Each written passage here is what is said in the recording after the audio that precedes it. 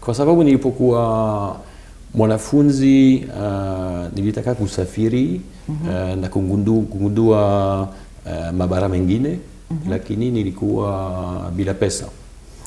Sasa nilipendekeza ripoti kwa gazeti moja kuhusu pwani ya Mashariki ya Afrika.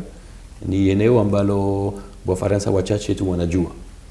Na nilipata pesa, nilisafiri kwa mara ya kwanza pamoja na rafiki moja. Tulisafiri kutoka kisiwa cha Lamu hadi Mafia kutumia jahazi.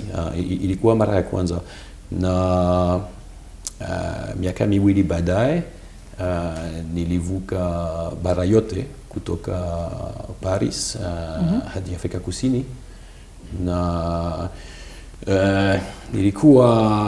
nimekwama Kigoma.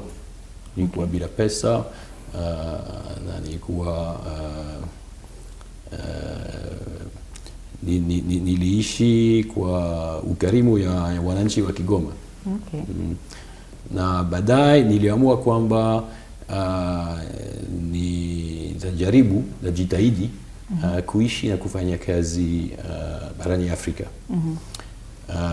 Nilichukua mtihani ya Wizara ya Mambo ya Nchi za Nje, na katika Ufaransa ukitaka kufanya kazi kama mtaalamu wa masuala ya Afrika ni lazima kuzungumza angalau lugha moja ya Kiafrika. Ukachagua Kiswahili? Nilichagua Kiswahili.